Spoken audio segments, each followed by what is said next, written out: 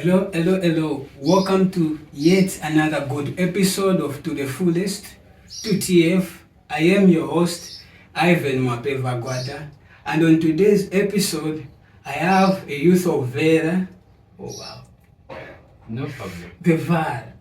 Yes. Solomon Mulanda. Yes. Got it right? Yes. Yeah, so in today's episode, I have a chat to have a conversation with Solomon Mulanda, who is a lawyer, a public speaker, and an aspiring counselor. Good afternoon, sir. Good afternoon. How are you, Mr. Mwape? I'm very fine, thanks. How are you? I'm very fine. Yeah. No, I've been seeing your work. It's so inspiring. So inspiring. I was like, yo, I think I need a conversation with a big man. I have a lot to learn. I have a lot to learn.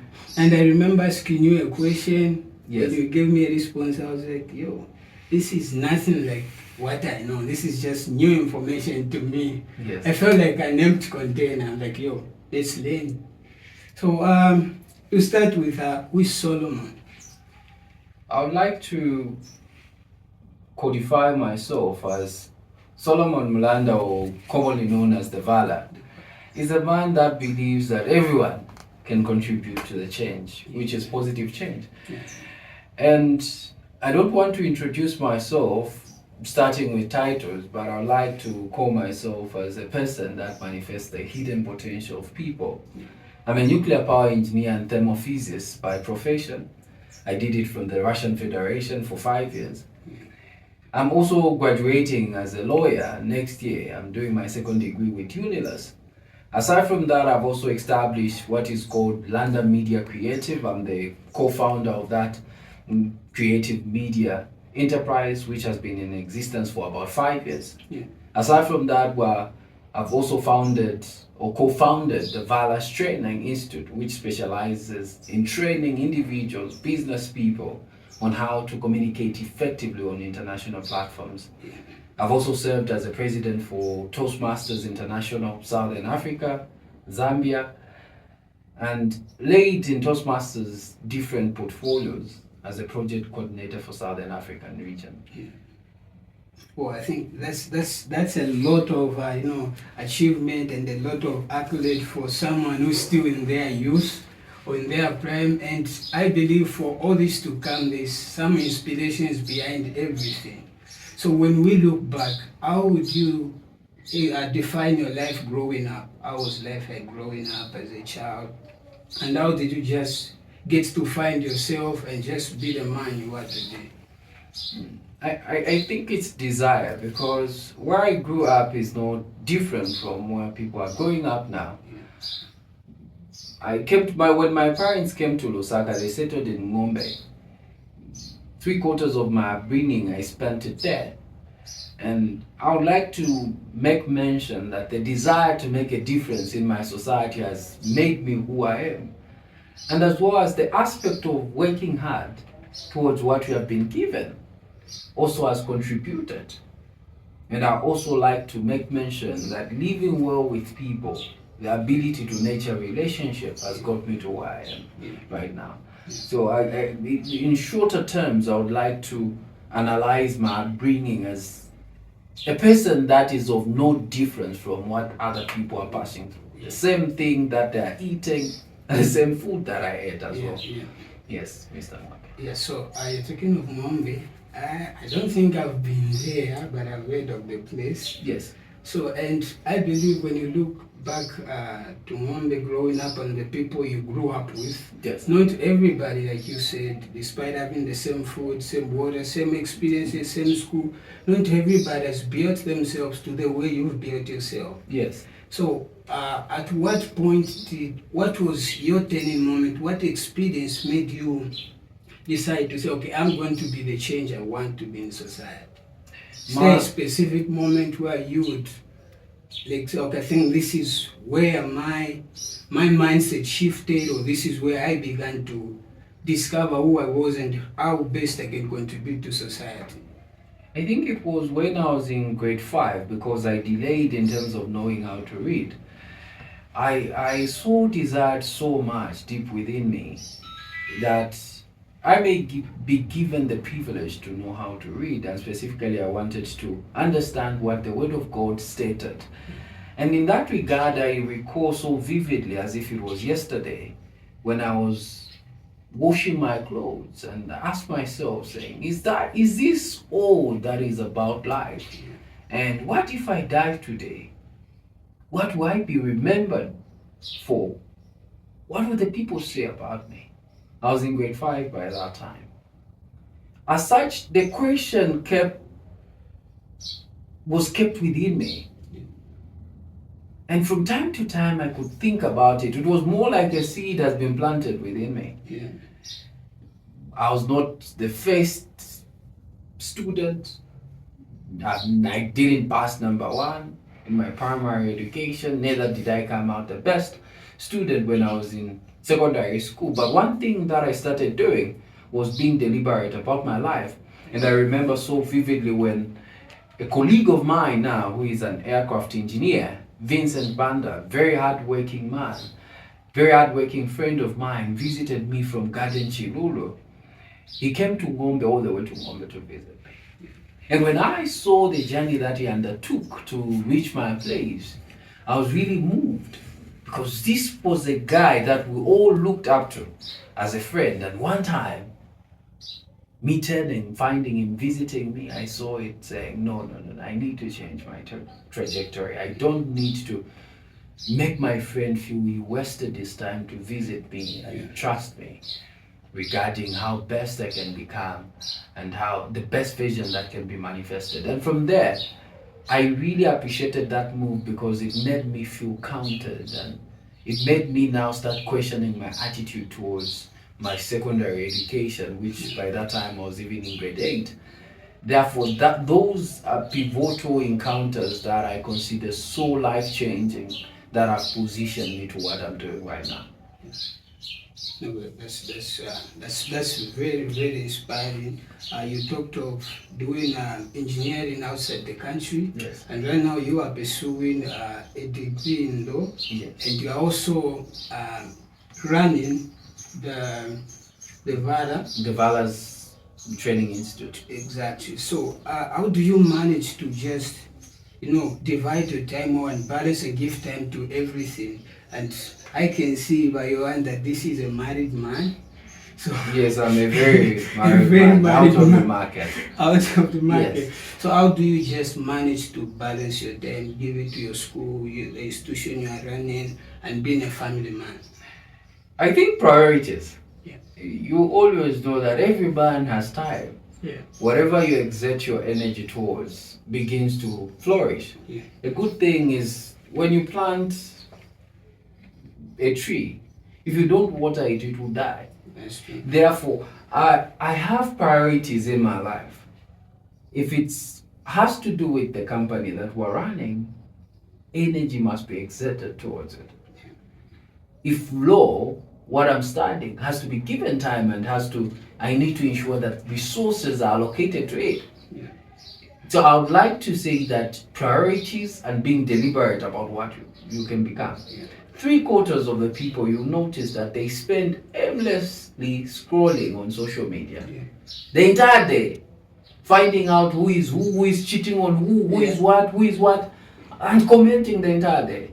Therefore, somehow, we are drawn to think that we don't have time.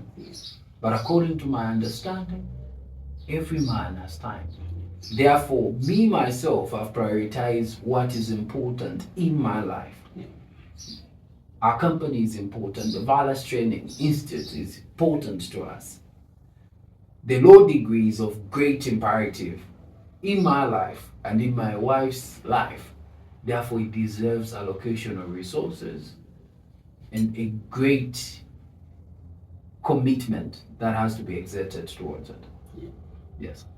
No, that's beautiful. So now, on the topic of conversation today, we're talking about youth participation in leadership. So when you look at Zambia right now and looking at the statistics, we all understand that we have a bigger percentage of young people in our country than young and old.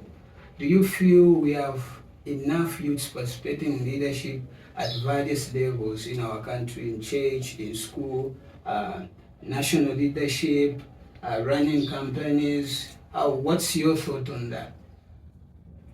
First of all, for a long time, people think you need to be a youth or a youth can lead. Yeah.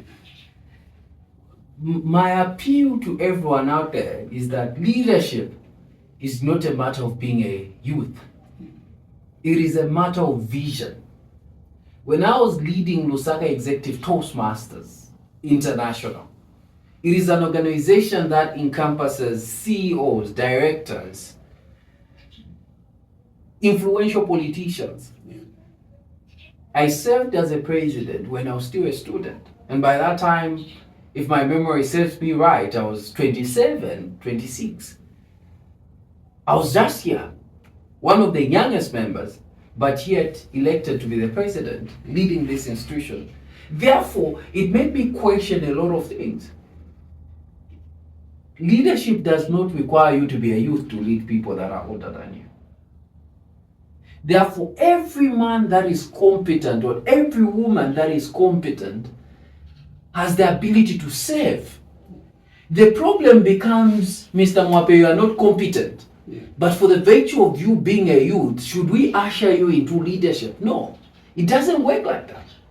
And if you say now youth are supposed to take over leadership, Yeah. and there is nothing in their heads, what are you doing? Therefore, our message shouldn't be youth participation. In leadership do the youths have the capacity to serve? Have they developed the education buoyancy to serve in these institutions? I earlier mentioned that I'm a nuclear power engineer and a lawyer at the same time. Why have I decided to pursue these different fields? I want to be competent. Yeah. Such that when I speak on national affairs, I'm not speaking from the point of just being a youth. Because you'll be asked, yes, you are a youth. Should we give you this position? Can you serve as a judge, Mr. Mwape? No. It is not rocket science. Yeah. Therefore, it is imperative that even when we're talking about youth participation in these leadership roles, we understand that the table requires us to be competent. The table requires us to pass through a certain level of development. Therefore, the question of age just becomes now a figure, because people now will relate with you on the basis of what you can bring on the table. When I was brought on the table of leadership in Toastmasters, I was not brought on the table of leadership because I was a youth. I was brought on the table of leadership because of my capability to deliver and also my skills in speaking. Therefore, it was natural that people were drawn to me and also accepting me to lead them. Therefore, when the topic of youth participation in leadership comes up, I always ask, what competence are youths building? Yeah. If you spend time just drinking alcohol, definitely you will not make it. You will not make it to the table of greatness, because even if you make it, you will not make impact. So you will just be there occupying space, like matter, when really not making a difference. Yeah. Yes, Mr. Mo. Oh, I really love the way you just explained on the fact that it's not a matter of age, it's a matter of having the capability to lead, having the substance, or having what it takes to lead. But as when we look at the level at which Zambia is moving and the encouragement of young people taking up this leadership position, I feel personally we have few people who are thinking like you. They're just looking at this person being young, that because this person can make noise, then they'll push me, because you have some influence, or you can talk, think, go this, do this. So as someone who's seen that, what do you think is the remedy? How can we remedy I can call it a disease, because I feel if we continue the way we are going to have a lot of youths taking up positions in different portfolios, in church, in football, politics, and these are people who can't deliver. At the end of the day, as a nation, then we are going nowhere. So what do you think should be the approach? How do we work out so that people don't just come because they are young, but also with capacity? I so much believe that it has to be a deliberate move on the national level, not just a one-off thing. You see, even let me take you back to the word of God. It says, train up a child in the way that they should grow, that when they grow up, they might not depart from it. What we are seeing right now is we are having broken families. We're having broken systems.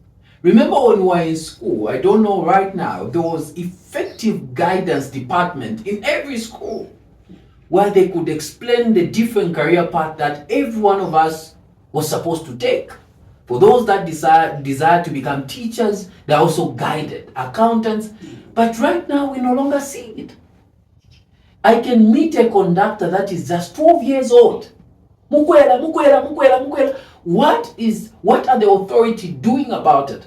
Remember, in other countries, football has become a thing. There are active academies where these children, the youths, are spending their time. If I go to Kabwata, which public recreative facility has the nation provided? Therefore, you can't tell me that youths are going to take up leadership position if they haven't been trained. It is the deliberate policy that is going to change this nation. That the youths be mentored from young age up to the time that they assume leadership. Do you know that suicide bombers are indoctrinated in thinking that they are doing the right thing? So therefore, why can't we not indoctrinate our young people in understanding this is how you save the nation? This is how you become valuable. How many organizations are fighting even for boy child rights? There are 3 or 4 or 5 or 6. But is that enough? Therefore, I call for every well-wishing organization to take it upon themselves. I call for the government to also take it upon themselves that we mentor our young ones from school, actively mentoring them. Not just registering a paper saying we have enrolled 560 students or 560 pupils, but deliberately impacting them from a young age. Vupwe should not be different from Lusaka. Kabwe should not be different from Lusaka. Lufunsa pupils are not supposed to be different from this place. We are supposed to be having Lufunsa students coming to parliament for inspiration. We need to have that. So it's a system that has to be cultivated, because you can't give what you don't have. What you have never been mentored into, you can serve with impact. Therefore, we need you and me, Mr. Mwape, to ensure that those that believe in the core purpose of this nation developing, we impact as many lives as possible as what we are doing. But we need institutions to come on board and ensure that we contribute to the impact that these great people can have. The young ones are the future of this great country. Yes. So the message outside there is, as young people, no one is coming to save us. We have to go and save ourselves. And you are just talking about how institution must come in, the government and policies. But what's your advice for a young person like me who is aspiring for this position, who feel I think I can lead, I can speak for my people? My advice to a person that feels they can lead their people is stepping forward. You have to you can't lead from behind. You have to step forward. You see, when you hide your talent, no one is going to see it. You can't try and sell something you have hidden it under your bed. Even a light has to be put on the mountain to be seen. A light is seen. Therefore, why are you sitting on your potential if you see that there is a problem and you are willing to start? The challenge that we're having a lot of young people that are not willing to learn. They are not willing to serve. In short, they are bootlickers. They will just be willing to take up pictures with great people that have made it, but not willing to take the procedural roles in stepping out and willing to serve. You find that a young person assumes leadership. The next thing, they're not even talking to the people that elected them. So how will people believe in those young people?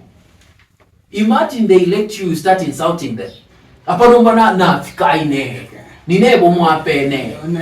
Mwali nshibaibu. You are not even. That is why we are having a problem. So young people should be willing to step forward to lead, but they should also check their motives. What is your motive in trying to serve? Are you trying to prove to your ex-boyfriend or ex-girlfriend that you have made it now? Oh, they are calling me honorable. No. The essence is stepping forward and ensuring that your motives are right. Because this is what is killing these nations. Yeah. Wrong motives by those that are assuming leadership. Yeah. Wrong motives. I think on that one I would want to know, talking of leadership, we all have someone who inspires us to become what we want to become or to do what we are doing. So as the Valor, what would be your advice to a youth outside there? What criteria should one use when picking up an inspiration, in whatever angle of life you want to go or in whatever you are pursuing as a young person? Just because someone is known, Mr. Mwape, doesn't mean they are supposed to be your inspiration. Or just because someone is vocal does not qualify them to be your inspiration. Some great leaders that are going to be fundamental in your upbringing will never even see or experience the lenses of attending an interview like this one. Never! You never see them. But they have nurtured giants. They have mentored giants. And those that mentor me are not even closer to the corridors of influence. But they have the capacity to sit me down, advise me, here's the route one to take. My advice to every person out there is pay attention to the details. Seek the counsel of the wise. Then you find a way. If you have observed that a man inspires you, let it not be on the basis of who follows them. Let it be on the basis of integrity, character, and hard work. I have mentors that are influential. I have mentors that guide me that are not even near influence. All those have massively contributed to what I've become today. Therefore, I don't pick a mentor because they are known by people. I pick a mentor on basis of integrity, hard work, as well as what they believe in. Because what pours into you will determine the outcome of your life. That's very profound, the Valor. This is very profound. I'm enjoying our conversation so far. I'm learning a lot. A lot of mindset shift going on with me right now. I'm like, I think I'm really regretting some decisions. I'm like, why didn't I have this conversation before? Also, the Valor, we know that our elections are coming next year. Yes. Zambia is approaching our elections, and we have a lot of people who have shown interest in taking up different positions, and among these people, one of them is you. Yes. Yeah, so you are aspiring for the position of what councillor for Chilenje, if I'm not mistaken. Yes. So what inspired your journey? Why Chilenje? What has inspired my journey? I'm one of the beneficiaries of government sponsorship. I told you I did not take myself to the Russian Federation. It was fully paid by the government. And there are a lot of opportunities out there that the government has put in place. Right now we're talking about CDF loans, grants, and so on and so forth, and scholarships haven't stopped either. Yeah. There are a lot of scholarships from Russia, Morocco, Turkey. You'll notice that without information being shared with these people on the ground, the youths are getting destroyed. That's true. You find a person got 6 points, but they don't have access to this information. Therefore, you're asking what inspired me to step into this position. With the impact and the influence that I've built over the years, I believe using that influence, someone out there, someone on the ground that is fighting for their lives can also benefit from what I benefited. That's true. Therefore, what am I saying that we're going to change is to ensure that every young person in Chilenjawat has access to such opportunities. CDF, they need to have access to that. Scholarships, they need to be guided on how to go about it. Access to mentors. Organizations are willing to sponsor proactive programs, football tournaments. They're willing to do that. But if there is no one to give them a roadmap on how they can do it, that sponsorship is not going to come through. That's why we're seeing a rampant rise in terms of the use of drugs, because our young people are not kept busy. Our young people are not provided with the inspiration of that which they can become. That parliament is there for people to understand the dynamics of leadership. How many schools in our communities have visited that place? But that is a responsibility of council. You know, a leader has to identify opportunities. Just by seeing a parliament, a child can say, one day I want to sit on that seat. One day I want to become a member of parliament. And through that, we can change our society.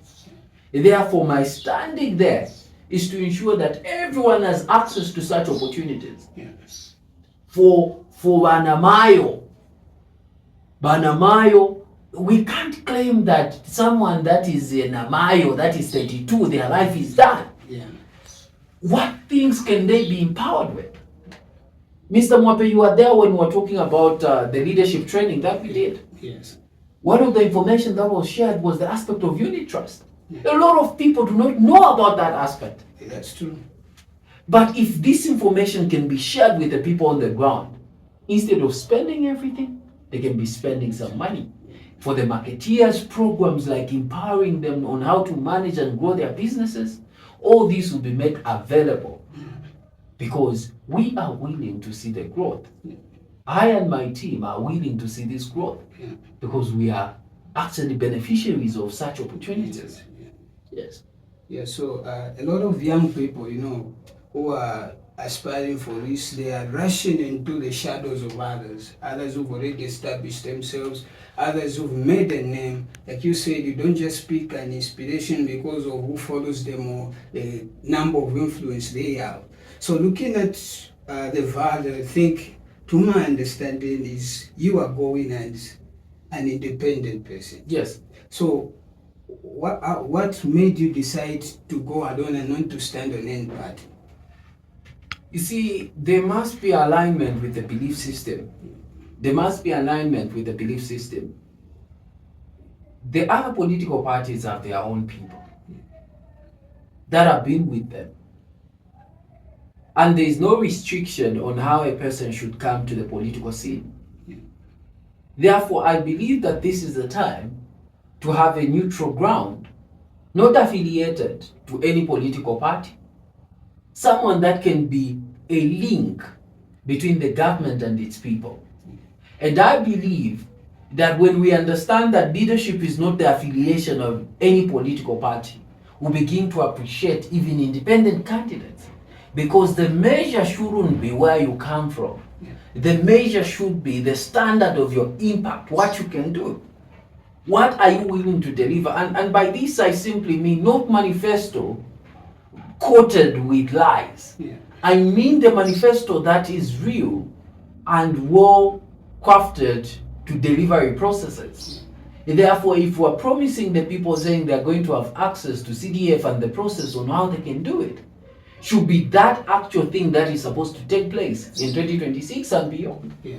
If we're talking about the aspect of youth having access to these opportunities, Banamayo having access to trainings that empower them to see how best they can grow their businesses, those that are lacking in terms of capital, if they can be empowered with more capital because they already have the capacity to run a business, then we can go as independent. Standing on the shoulders of someone is not wrong. But also those that are willing to stand on independence, let them stand. and give them the chance to lead, not on the basis of which political party they come from. That's very awesome. I think my last question would be, do you feel we have enough information on people who wishes to stand? Because I feel we have a lot of people who have shown interest, made posters, but when I'm looking at them, I'm always asking myself, like, do these people know the whole process? So you've been a lawyer and you've been someone who's been in leadership for some time, and I feel you've researched with someone who understands where you are going. But do you feel these young people have the full information, or the person who we are expecting some disappointment in the near future? It's a question of if you desire to eat shima, you'll find a way where you can buy minimum. That's true. You will not desire to eat shima and you don't know where you will find your minimum or where the restaurant is. Therefore, if genuinely you want to aspire for leadership, you start doing your research. What you're supposed to do. Who are your people? Where are you standing? Therefore, it's a question that everyone that desires for leadership, let them start doing their homework. What are they getting into? And let them not be intimidated. There will be people that feel like they are not ready to take up leadership. They will be beaten. People can be beaten. Yeah. People can be beaten. Everything happens because people have got different perspectives. But let them not be dismayed. Because on the basis of that, they'll find a way of serving their people. Yeah. So no matter what happens, let them be willing to search for information pertaining to the cause that they have chosen. Yes. To a young person outside there who's just seen this conversation and they're like, I think I need some mentorship, I need to reach out to the Valor movement, how can they reach you? They can reach me through the phone number that you provide in the description. Or better still, follow me on LinkedIn, the Valor Mulanda, Facebook, the Valor Mulanda as well. Let's have a conversation. Yeah. The same way that mentors have given me access to their lives, Yeah. is the same way that people can connect with me and we exchange notes. Yeah. Thank you so much, Mr. Mwapa. I really appreciate it. It has been a great conversation. It has been a great conversation. I have so many questions, but everything must come to an end. I wish I could call you back again very soon so that we can have another conversation, because this has been so impactful. This has been a lot to me. But what's just your last word to people who are following you and a young person outside there watching? To people that are following me, I ardently believe that start where you are and be deliberate about what you want to become. This great nation, I recall the words of Martin Luther King. He said, for you to become the best version of yourself, I must help you become the best version. I must become the best version of myself. Yeah. For our destinies are intertwined.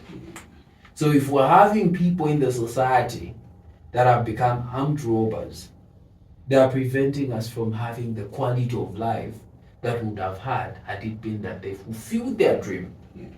Therefore, it is the responsibility of those that follow me, those that like my work to become the best version of yourself, that we may enjoy the access of your gift, and that our lives will be fulfilled. And remember to contribute to the nation's development. Go beyond just providing for a family, and see what you can do in your community. Yeah. So thank you very much, Mr. Mulanda.